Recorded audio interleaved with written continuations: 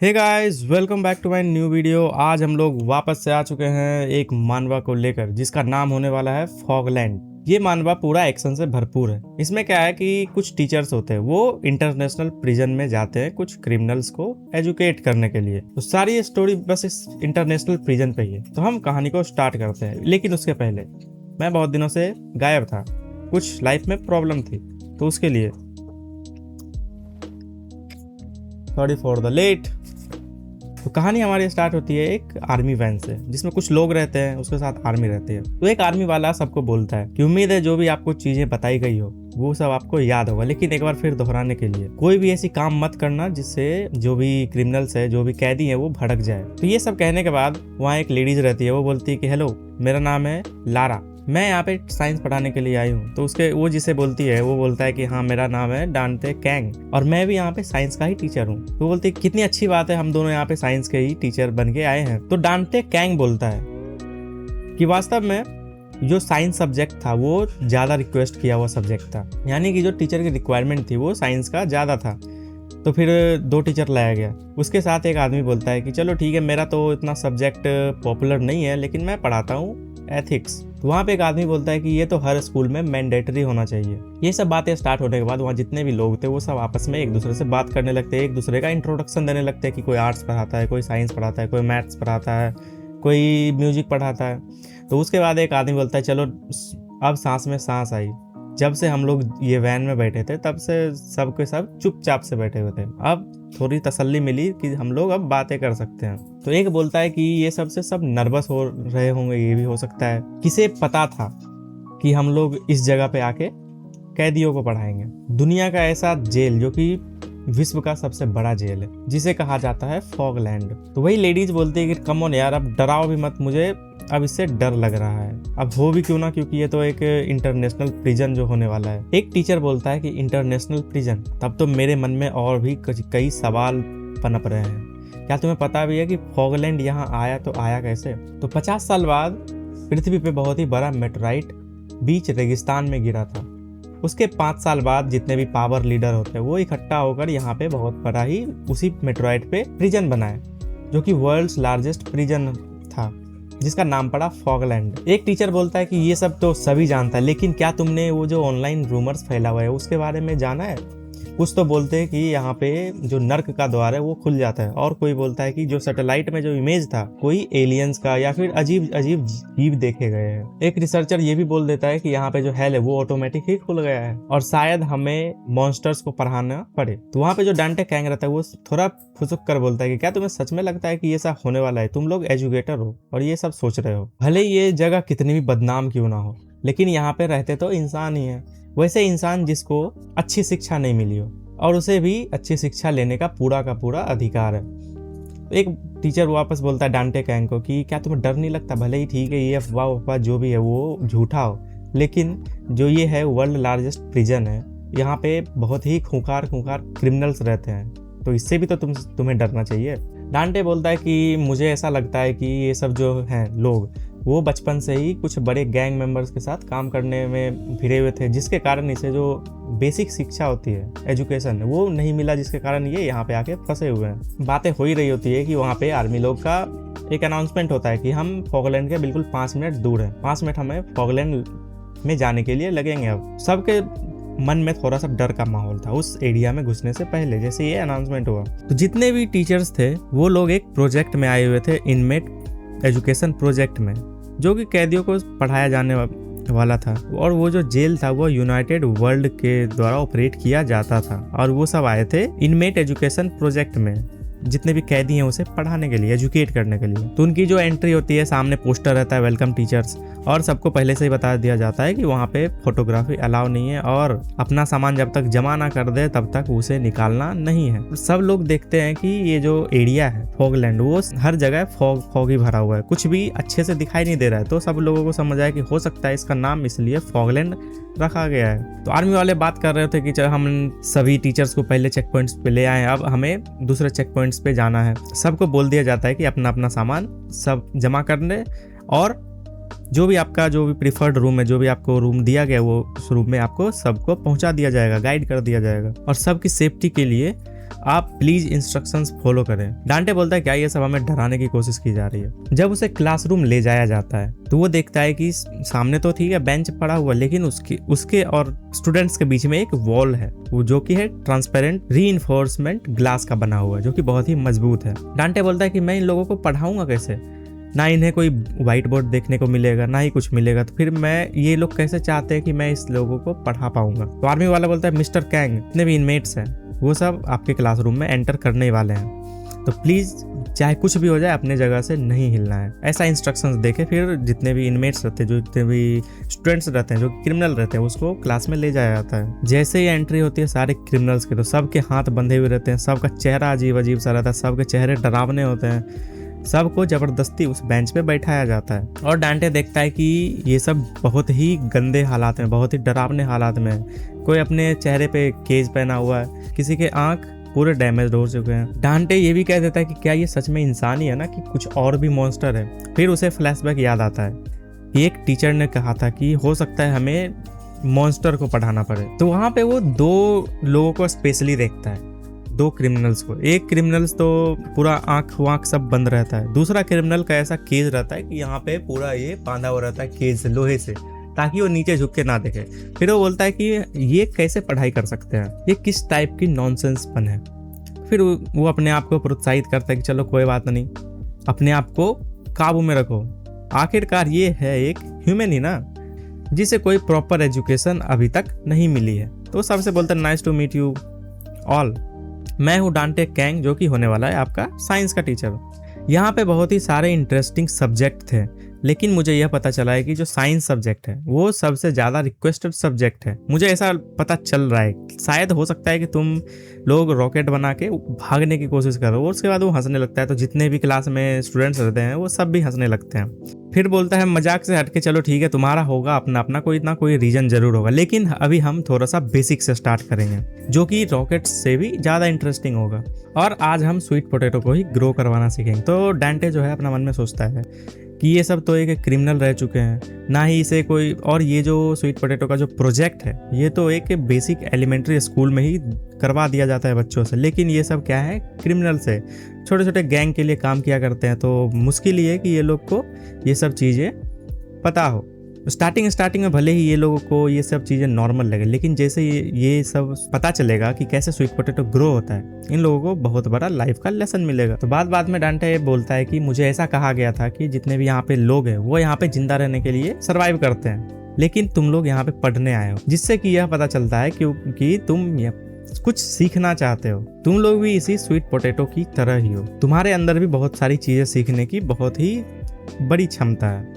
तो ये सब सुनने के बाद उधर से आवाज आती है स्वीट पोटैटो, क्या तुमने हम लोगों को स्वीट पोटैटो कहा? तो डांटे बोलता है मेरा ऐसा कहने का कोई भी मतलब नहीं था, मुझे तो बस ऐसा कहना है कि तुम लोगों में बहुत ही ज्यादा पोटेंशियल है। जितने भी वहाँ पे कैदी थे वो सब के सब स्वीट पोटैटो को एक एक करके खाने लगे। तो डांटे बोलता रह जाता है कि ये सब खाने के लिए नहीं है, मैंने हर एक के लिए सिर्फ एक ही स्वीट पोटैटो लाया था, कोई भी असर नहीं पड़ा था, सब के सब स्वीट पोटैटो खत्म करने में लगे हुए थे। डांटे बोलता है कि भाई ये सब क्या है, स्टडी करने के लिए आए थे, लेकिन ये लोग करना क्या चाहते हैं मुझे कुछ समझ में नहीं आ रहा है। तो उधर से एक आवाज़ आती है कि ये सब बचकानी हरकतें बंद करो और हम लोगों को ये सब सिखाओ कि फॉग बनाते तो बनाते कैसे हैं। तो डांटे बोलते हैं अच्छा, जो हवा में इतना सारा अभी यहाँ पे फॉग जमा हुआ है, क्या तुम लोग इसके बारे में जानना चाहते हो कि ये हवा में फॉर्म कैसे होता है? तो वो बोलता है कि तुम एक साइंटिस्ट ही हो ना? तो डांटे बोलता है बड़े गर्व से कि नहीं, तुम लोगों को गलत फहमी हुई है, मैं कोई साइंटिस्ट वाइंटिस्ट नहीं हूँ, मैं हूँ एक साइंस का टीचर। डांटे हंसता हुआ बोलता है कि अब मुझे समझ में आ गया, तुम लोग मेरे से कुछ मजाक कर रहे हो। वो क्रिमिनल सामने डायरेक्ट डांटे के आता है और जो रीइंफोर्समेंट ग्लास होता है उसे एक पंच में ही चकनाचूर कर देता है और बोलता है क्या तुम्हें ऐसा लगता है कि मैं तुम्हारे सामने ये मजाक शेयर करने के लिए आया हूँ? डांटे ये सब देखकर हक्का बक्का हो जाता है कि ये सोचता है कि भाई ये तो रीइंफोर्समेंट ग्लास से बना हुआ था, बैलिस्टिक ग्लास से बना हुआ था। वो डायरेक्ट डर के मारे कान में डायरेक्ट ईयरफोन में क्लिक करता है। उसके बाद बोलता है कंट्रोल रूम यहाँ पे जो इनमेट है वो आउट ऑफ कंट्रोल हो रहे हैं, वो लोग ग्लास को तोड़ने की कोशिश कर रहे हैं। तो ये सुनने के बाद जितने भी आर्मी होते हैं कोड ओमेगा करके अंदर की ओर आते हैं और मानोगे नहीं, बताओ ये क्या किया होगा आर्मी वालों ने। वो डायरेक्ट गोली पकड़ा और सब क्रिमिनल्स पे दागना स्टार्ट कर दिया। और डांटे को बोलते हैं कि जब तक ये सारे क्रिमिनल्स को एक्सिक्यूट ना कर दें आपको कहीं उठना नहीं, आप एक जगह बैठ जाओ शांति से। डांटे शौक में रह जाता है कि क्या ये लोग इस लोगों को ऐसे ही मार देंगे। वो सवाल करने लगता है कि आप लोग करना क्या चाहते हो, ये लोग को ऐसे ही मार दोगे। कुछ लोग तो देख भी नहीं सकते हैं, लेकिन जिसके बारे में वो बोल रहा था कि कुछ लोग देख नहीं सकते, वो खड़ा हुआ डायरेक्ट और आर्मी वाले के सर पकड़ के उसको स्मैश कर दिया पूरा। जितने भी उसके पार्ट पुर्जे रहते हैं दिमाग के वो सब फैल गए इधर उधर। तो आर्मी वाले जैसे ही आते हैं गन लेके और जितने भी क्रिमिनल्स रहते हैं उस पर गोलियां चलाने लगते हैं। उसके साथ ही जितने भी क्रिमिनल्स रहते हैं वो भी एक्टिव हो जाते हैं, वो भी एक दूसरे को मारने लगते हैं सभी आर्मीज को।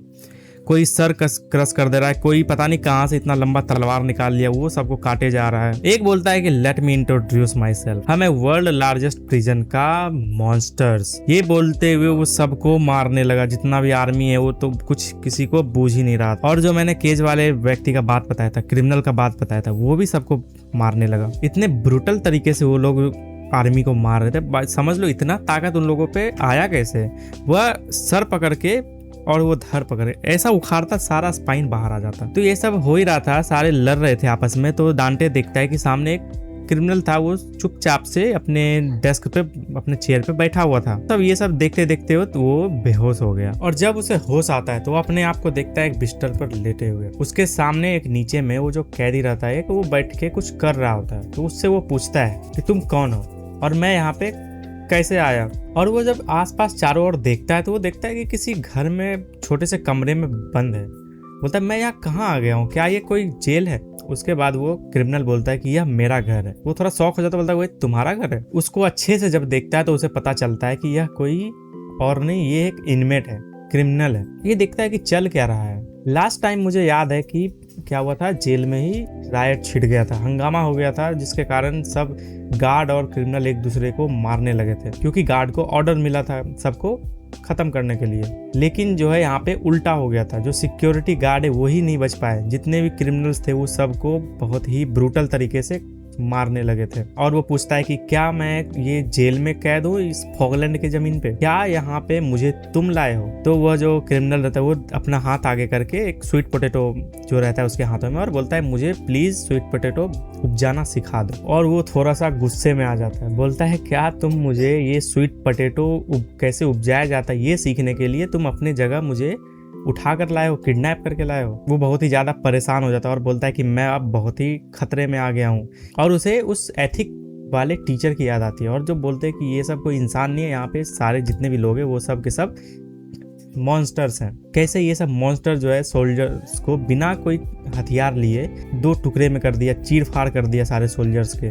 लगता है मुझे भी ये लोग ऐसे ही करके मार डालेंगे। डांटे की नज़र डायरेक्ट उस क्रिमिनल के एक हाथ पे जाती है, जिससे उसको लगता है कि वो कुछ पीछे छिपा रहा है। उसके दिमाग में तुरंत चलने लगता है कि क्या कोई नाइफ है या कोई ब्लेड है या कोई ऐसा चीज़ है जो उसे मारने का कोशिश कर रहा हो। तो वो डायरेक्ट आओ देखता है ना था और डायरेक्ट उस पर जाके जंप कर जाता है। और वो उसको देखता है कि ये पहले वाले जितने भी क्रिमिनल्स थे उससे तो उतना ज़्यादा मजबूत नहीं लग रहा है। जैसे तैसे करके वो जब हाथ देखने का ट्राई करता है तो वो देखता है कि इसके तो कोई आर्म ही नहीं है, यानी एक आर्म उसका गायब हुआ रहता है। बोलता चलो ठीक है और उसका हाथ जो है वो उसके बेड पे बांध देता है और उसे कहता है कि मुझे माफ़ करना, मुझे वायलेंस का इस्तेमाल करना पड़ा। अब जो भी हो मैं अब बाहर जा रहा हूँ। तुम्हारी जो ये स्टुपिडिटी थी उसके वजह से मैं यहाँ पे आ फंसा हूँ। और जो भी तुम पहले कहे थे कि मुझे स्वीट पोटैटो ग्रो करवाने के लिए बताओ, मुझे सिखाओ, मुझे अब उसमें कोई भी इंटरेस्ट नहीं रहा। मुझे माफ़ करना, मैं वैसे लोगों को नहीं पढ़ाता हूँ जिसके पास कोई भी दिमाग नहीं हो, कोई भी ब्रेन नाम का कोई चीज़ ना हो। और तुम्हें बाकी लोगों की तरह ही उस स्वीट पोटैटो को खा जाना चाहिए था, जिससे तुम्हारे शरीर को भी वो थोड़ा सा तो न्यूट्रिशन एक्स्ट्रा मिल जाता। ऐसा कहते हुए वो बोलता है कि चलो ठीक है अब मैं बाहर जाऊँगा। और वो देखता है कि वो तो गेट लगा हुआ था और वो गार्ड का वेट करने लगता है कि अगर वो गार्ड जब आए तो मैं उसे बोल दूं कि मैं वो कोई क्रिमिनल नहीं हूँ, मैं हूँ एक टीचर, तो मुझे बाहर कर लेगा। लेकिन वो थोड़ा बाहर की ओर झांकता है तो देखता है कि सारे जगह फॉग ही फॉग जम गया है। तो वो थोड़ा सा इम्पेशेंट हो जाता है और उस गेट को ठकठकाने लगता है और बोलता है कोई है। तो उसे क्या पता चलता है कि वह गेट लगा हुआ नहीं था, वह गेट खुला हुआ था। अपने आप से वो क्वेश्चन करने लगता है कि ये जो जेल का जो डोर है वो खुला क्यों है। उसके बाद जब वो बाहर झांकता है उसे पता चलता है कि यह कोई जेल वेल नहीं है, ये कोई दूसरा ही जगह है। वो और ज्यादा डर जाता है उस कैदी से डायरेक्ट वो जाकर पूछता है कि तुम मुझे लाए कहाँ हो। तो जो कैदी रहता है वो अपने हाथ से उसका मुंह पकड़ के बोलता है कि अब तुम चुप हो जाओ, अब तुम्हें यहीं रहना चाहिए, अब कहीं नहीं जाना है, तुम बहुत जोर जोर से चिल्ला रहे हो, बहुत आवाज कर रहे हो। किंग डांटे कहता है कि तुम मुझे बोल रहे कि मुझे इस गटर में रहना है, मैं यहाँ पे नहीं रह सकता एक भी पल। डांटे बोलता है उसकी तुम्हें हो क्या गया, मैं कानून मानने वाला एक नागरिक हूँ, मैं यहाँ पे बिलोंग नहीं करता, मैं तुम लोग जैसे नहीं हूँ, और मैं तुम लोग जैसे कीड़ों से तो अच्छा ही हूँ बहुत। तो ये सब बातें हो ही रही होती है दोनों में, तो उसके सामने एक बहुत ही बड़ा सा एक इंसान आता है जो कि ऑब्वियस सी बात है वहाँ का ही कैदी होगा। तो वो डांटे थोड़ा डर के बोलता है कि सर मैं ये सब आपके लिए नहीं बोल रहा था। तो उसके बाद क्या है कि वो जो क्रिमिनल रहता है जिसका एक हाथ नहीं होता है वो उसकी ओर घूरने लगता है। फिर डांटे बोलता तुम मुझे क्यों घूर रहे हो। मॉन्स्टर ने अपना पंच उठाया और उसके मुंह पे दे मारा और वो जाके वहीं लपट गया। वो बोलता है कि मैंने तुमसे कहा था कि शांति बनाए रखो, तुम बहुत ही ज्यादा आवाज कर रहे हो, लेकिन तुम तो मानने वाले हो नहीं। डांटे बोलता है ये सब तुम्हारी गलती है, तुम्हें कौन बोला था कि इतने बड़े मॉन्स्टर से झगड़ा लेने के लिए, जबकि तुम्हारे पास तो एक आर्म भी नहीं है, तुम्हारे वजह से मेरे कपड़े भी वो चुरा ले गया। तो ये सब सुनने के बाद वो जो कैदी रहता है वो अपने कपड़े उतारने लगता है। ये सब देखते हुए डांटे जो है वो डर जाता है। वो बोलता है ये तुम क्या कर रहे हो, माफ करो मुझे ऐसा नहीं बोलना चाहिए था। लेकिन वो जो कैदी रहता है वो अपना कपड़ा उसको दे देता है कि लो तुम ये पहन लो। डांटे उस कपड़े को जल्दी जल्दी पहनने लगता है, लेकिन उसके मन में एक और ख्याल आ जाता है कि अगर मैं ये कपड़े पहना और अगर गार्ड आए तो वो मुझे जरूर है कि वो पहचान मुझे नहीं पाएंगे। कैदी बोलता है कि तुम्हें यहाँ पे कोई भी खोजने नहीं आ रहा है, जितने भी सोल्डर्स थे वो सारे कैदियों को मार चुके हैं। तो वो सवाल करता है कि सोल्डर्स ये क्या चीज होता है। और वो कैदी बोलता है कि वो स्वाभाविक सी बात है कि तुम बाकी क्रिमिनल्स के से अलग दिखना नहीं पसंद करोगे, यहाँ का यही रूल है। यानी होगा कि अगर कोई अलग दिखेगा तो जरूर सी बात है कि वो सबको पता चल जाएगा कि ये दूसरा कोई है और उसे वो मार डालेंगे। और वो कैदी बोलता है कि चलो अब हम लोग खाना खाते हैं। डांटे बोलते हैं क्या, मैं इस ड्रेस में खाना खाऊंगा, इस कैदी के ड्रेस में खाना खाऊंगा। तो जरूर हो सकता है कि अब यहाँ पे गार्ड्स आएंगे और मैं गार्ड्स से बात करके मैं छूट जाऊंगा। दूसरी तरफ जो वो मॉन्स्टर था, वो जो उसके कपड़े लेकर भाग गया था, वो थोड़ा गाना गा रहा था और गाना गाते गाते वो उसके कपड़े पहन रहा था जो कि उसे फिट भी नहीं आ रहे थे। और वो कह रहा था कि ये कपड़े तो सिर्फ मेरे लिए ही बने, जो इसका जो टेलर था वो भी मेरे नाप से ही सिया है, बल्कि भाई उसका कुछ भी उस पर एडजस्ट नहीं हो रहा था, फिर भी वो बोले जा रहा था वो। और उसे याद आता है कि उस इंसान के पास यानी डांटे के पास एक चश्मा भी था, वो बहुत ही अच्छा लग रहा था और वो उसे लेना भूल गया था। वो अफसोस करने लगा उसको देखकर। इतने में ही उसके पीछे से एक आवाज आती है, हे हनी तुम्हें ये आउटफिट मिला कहाँ से। तो जो बोलता है उसके कपड़े भी थोड़े से बहुत जगह पे टाके पड़े हुए थे, थोड़े से नहीं बहुत जगह पे टाके पड़े हुए थे।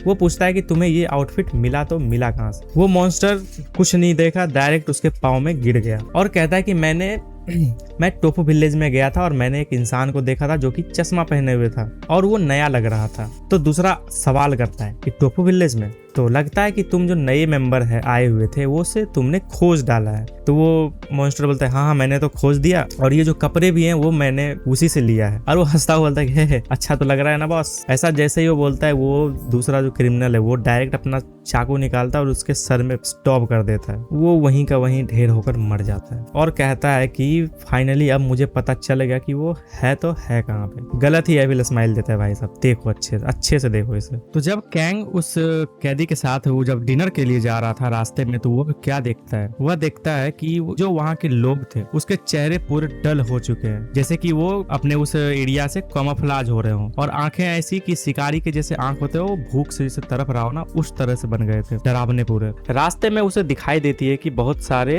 पुतले टंगे हुए थे। वो उससे बोलता है कि ये तो कोई पुतला तो नहीं लग रहा, ये लगता है कोई लाश है। और ऐसा बोलता है कि मेरा जो जेल के बारे में जो सोच था वो ये जेल तो नहीं लग रहा है, मेरे इस सोच के तो बहुत ही अलग ये चीजें हैं और ये जेल कम जंगल ज्यादा लग रहा है। कैंग बोलता है क्या तुम्हें सच में पता है ना कि ये जेल ही है, मुझे तो ऐसा नहीं लग रहा है, यहाँ तो सब चीज उल्टा पुल्टा हो रहा है, जितने भी कैदी है वो सब तो ऐसे फ्रीली घूम रहे हैं इधर उधर, जिसे जेल में होना चाहिए था। मुझे ऐसा लगा था कि जो यूनाइटेड वर्ल्ड है वह इस जेल को ऑपरेट कर रहा है, लेकिन ऐसा कुछ भी नहीं है, वो अच्छे से मैनेज ही नहीं कर रही है इसे। वो कैदी बोलता है कि तुम बहुत जोर से बोल रहे हो, थोड़ा अपना मुंह को शांति दो, थोड़ा धीरे से बोलो। कैंग सोचता है मन में कि ये मुझे सारी बातें यहाँ की क्यों बताएगा, ये भी तो उसी में से एक है, तो मुझे जरूर इससे भी सावधानी बरतनी होगी, मुझे किसी पे भी ट्रस्ट नहीं करना है यहाँ पे। तो तो जहाँ खाना मिलता है वहाँ का नाम था सॉ हॉल। कैंग देखता है कि ये जगह उतनी भी बुरी नहीं है, जितने भी लोग हैं सब के सब लाइन में लगे हुए हैं, यानी कि हो सकता है यहाँ पे कोई गार्ड मौजूद हो। उसकी नजर एक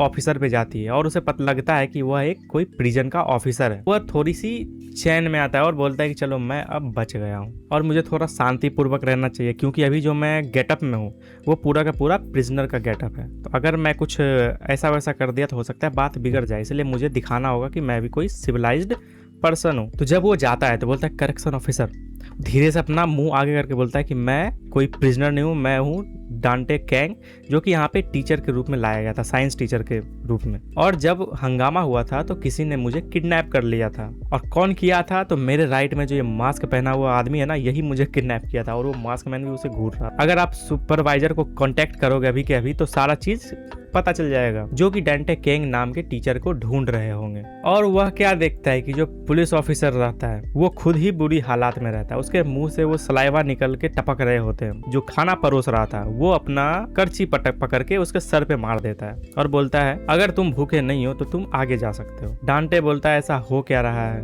एक गार्ड यहाँ पे है तो बाकी गार्ड्स कहाँ पे हैं, वो सब कहाँ पे हैं, क्या बाकी लोग मुझे ढूंढ रहे हैं अलग अलग जगह पे? कुछ तो गलत है, कुछ तो बहुत भयंकर होने वाला है, मैं बहुत बुरी तरह से फंस गया हूँ।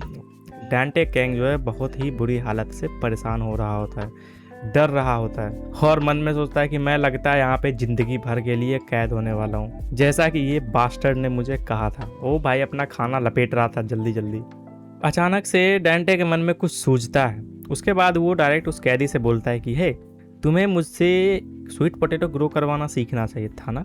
चलो ठीक है, मैं तो तुम्हें सिखा दूंगा, लेकिन उसके बदले भी मेरा कोई एक शर्त है, और ये शर्त है कि तुम्हें मुझको बाहर निकालना है। वो कैदी बोलता है क्या तुम मुझे मूर्ख समझ रहे हो? एक स्वीट पोटैटो ग्रो कराने के सीखने के चक्कर में मैं तुम्हें इसे यहाँ से बाहर निकलवाऊंगा। डांटे बोलता है ऐसा नहीं है, ऐसा नहीं है, तुम्हारा काम क्या था, तुम मुझे यहाँ क्यों लाए थे? ताकि तुम्हें स्वीट पोटैटो ग्रो करवाना है, तो तुम्हारा भी तो ये मैनर बनता है ना कि अगर मैं तुम्हें स्वीट पोटैटो ग्रो करवा दूं तो तुम मुझे यहाँ से छुटकारा दिलवाओगे, तुम मुझे यहाँ से बाहर निकलने में मदद करोगे। कैदी बोलता है अगर तुम्हें यहाँ से बाहर निकलना है तो तुम्हें यहाँ का सुप्रीम लीडर बनना होगा, यहाँ का बॉस बनना होगा। लेकिन उसके बाद बोलता है कि जो तुमसे ये नहीं होने वाला है। फिर वो भी बोलता है डांटे कि मुझे ऐसा बनना भी नहीं है कुछ। फिर बोलता है अच्छा इसका मतलब ये भी है कि अगर तुम यहाँ के किस बॉस बन जाओगे तो क्या तुम आउटसाइडर से कांटेक्ट कर पाते हो? वो अपना फोर्क ऊपर उठा के बोलता है कि या तो तुम बहुत ऊपर जाओगे या तो तुम डायरेक्ट नीचे जाओगे, और ये बाहर निकलने का एक ही तरीका है, या तो पूरा जिंदा होके बाहर आओ जो कि ऊपर जाना होता है, और खत्म होके बाहर निकलो। समझ नहीं पाता और बोलता है कि तुम कहना क्या चाह रहे हो, मुझे प्लीज अच्छे से समझाओ। लेकिन वो अपना खाना खत्म करने में लग गया और फिर डांटे बोलता है कि लगता है तुम मेरी कोई मदद नहीं करने वाले हो, जिसके कारण मुझे तुम्हारे साथ रहने का कोई भी रीजन नहीं दिख रहा है, तो अच्छा होगा कि मैं तुमसे दूर चला जाऊं। ऐसा बोलता है तो कैदी बोलता है कि तुम बहुत पछताओगे। डांटे बोलता है कि जैसे ही मैं यहाँ से बाहर निकलूंगा तुम्हें बहुत कड़ी सजा दिलवाऊंगा,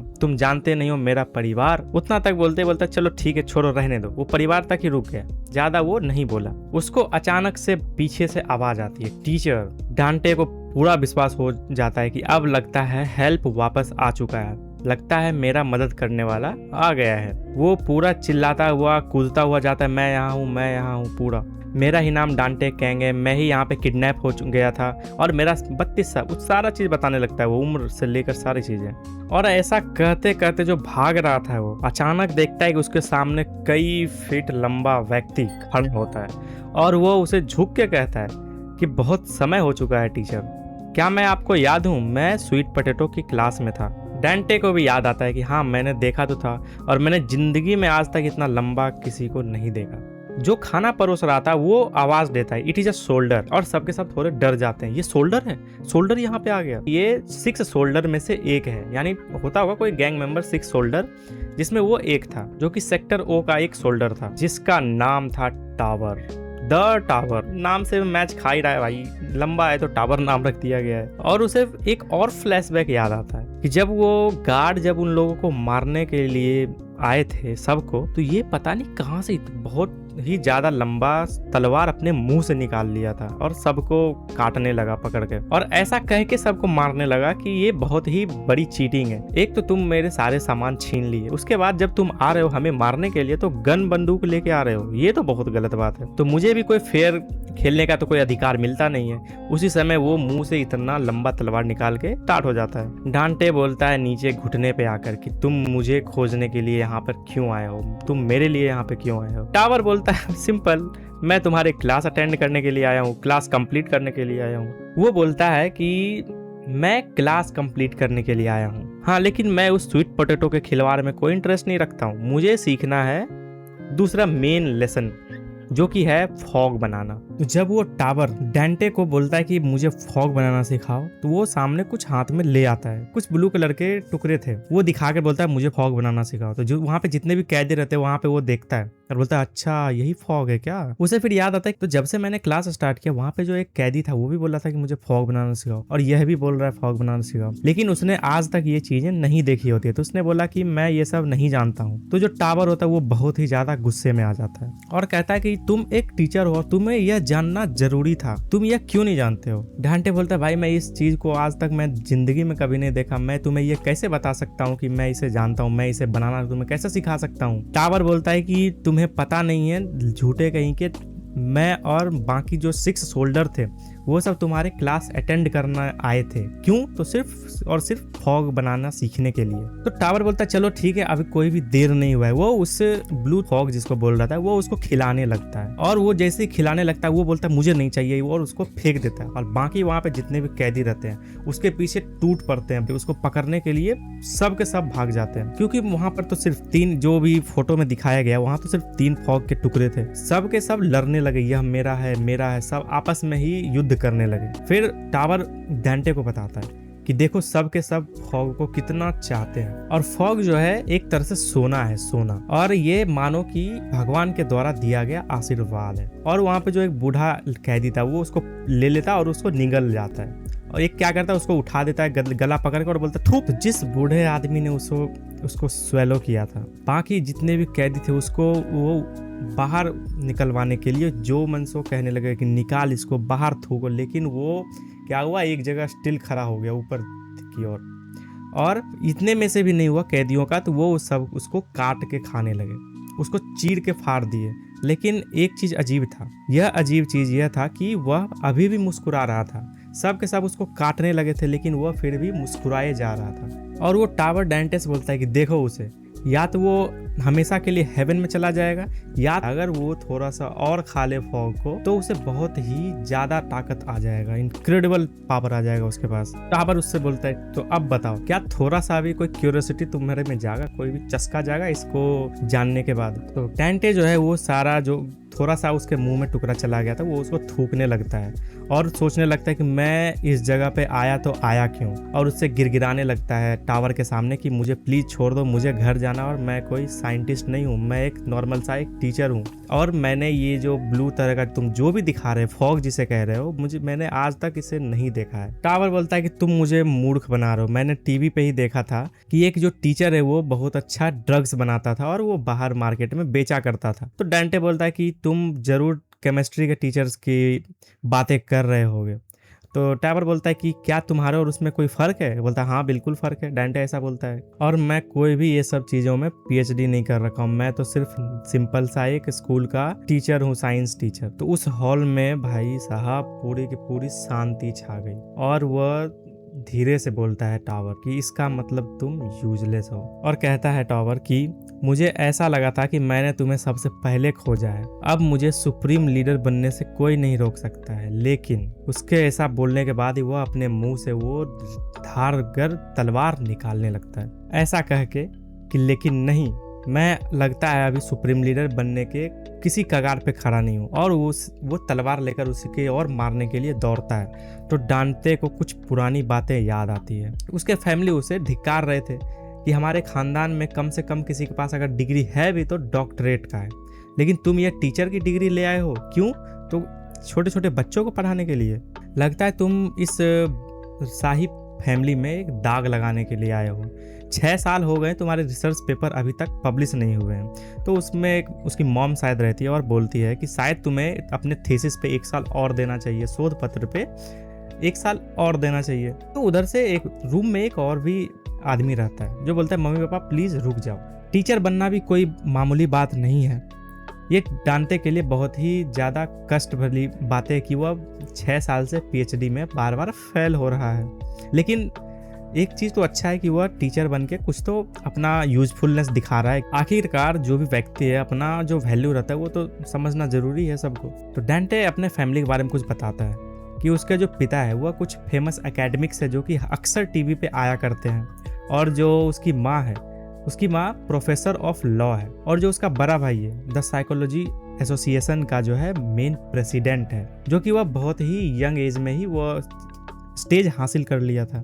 बाहर की दुनिया में मैं भले ही बहुत इज्जतदार टीचर हूँ, लोग मेरी इज्जत किया करते, लेकिन मैं घर में एक स्ट्रे एनिमल की तरह हूँ। जब वो अपने फैमिली के साथ डिनर कर रहा होता है तो वो कुछ पेपर अपने पिताजी को देता है, और उसमें रहता है इंटरनेशनल पैनल कमीशन। वो उसको उसके पिताजी पढ़ते हैं और बोलते कि यह क्या है। तो वह डांटे बोलता है कि यह एक प्रिजन है जो कि यूनाइटेड वर्ल्ड के द्वारा कंट्रोल किया जाता है, यहाँ पे मैं कैदियों को जाके पढ़ाऊंगा। तो उसका बड़ा भाई उसको इनकरेज करते हुए बोलता है कि यह तो बहुत अच्छी बात है, और मैंने यह भी सुना है कि उस प्रिजन में दुनिया भर के बड़े बड़े कैदी जो है वहाँ पे आए हैं। तो उसका बड़ा भाई जो रहता है वो उसको सन की कह देता है, जो भी वहाँ पे जो कैदी आते हैं उसको सन की कह देता है। तो डांटे थोड़ा खर स्टैंड लेता है उसका, बोलता है कि वो लोग सन की नहीं है, वो लोग भी इंसान है। तो उधर से उसकी मॉम बोलती है क्या वहाँ तुम्हारा जाना जरूरी है, क्या तुम वहाँ रह लोगे? मैं तो ये स्वीकार कर ही ली हूँ कि ठीक है तुम स्कूल में जाओगे पढ़ाओगे, कोई दिक्कत की बात नहीं है। उसके डैड बोलते हैं कि तुम ऐसा कर क्यों रहे हो?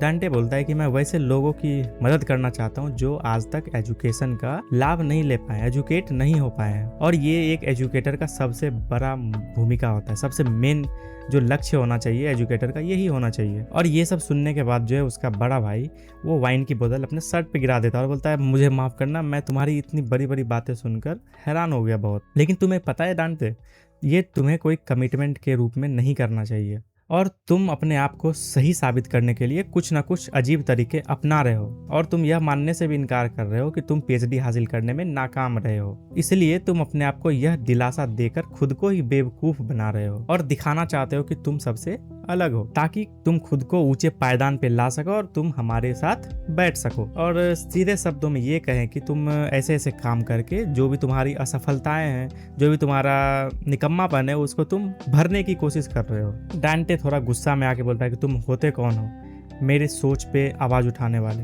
तो वो बोलता है बड़ा भाई उसका कि मैं तो बस अपने छोटे भाई की भलाई के लिए ये सब सोच रहा हूँ, ये बोल रहा हूँ, और ये बस एक दिखावा है, और तुम अपने आप को जो भी तुम्हारी असफलता है उसे तुम बस छिपाने की कोशिश कर रहे हो। लेकिन क्या ये कोई स्टुपिडिटी का कोई एविडेंस है? ये सब जो भी बातें हैं उसे उस फॉगलैंड में याद आ रही होती है, और वो अपने आप को बोलता है कि मैं सच में एक बुद्धू हूँ, मैं जो इस जगह पे आके खुद ही पैर पे अपने कुल्हाड़ी मार लिया, और जो मैंने ये स्टूपिड सा डिसीजन लिया था पिछले बार, उसके चक्कर में मैं अब यहाँ पे मरने जा रहा हूँ। एक ऐसी जगह पे जहाँ पे एक गटर के जैसा जगह है, जहाँ पे सब लोग जो है वो सड़ते रहते हैं, और इस जगह पे मैं अब अपना अंतिम समय गिनने वाला हूँ। और जो मेन जो जिसके पास ज्ञान नहीं था, जिसके पास दिमाग नहीं था, वो ये सब नहीं है, बल्कि ये मैं हूँ। और कुछ तो एक फॉर्क के जैसा उसके हाथों के आर पार से गुजरा, जिससे उसका हाथ पूरा कट के अलग हो गया, और दर्द से चिल्लाने लगा कि क्या कोई तुम एक बुलेट लाए हो, क्या तुम कोई गन लाए हो? फिर जो हुआ,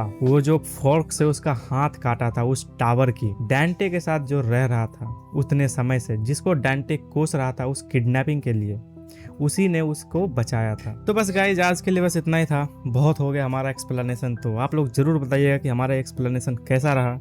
अगर किसी चीज़ की भी इम्प्रूवमेंट का ज़रूरत तो बताने में बिल्कुल भी पीछे नहीं हटना है, क्योंकि हर इंसान परफेक्ट नहीं होता, कुछ ना कुछ सीखने की उसे ज़रूरत रहती है। तो अगर आपको ये वीडियो पसंद आया हो तो ज़रूर से लाइक करना, सब्सक्राइब कर देना, तो ताकि मैं इसका अगला पार्ट ला सकूँ। तब तक के लिए चलते हैं, बाय बाय।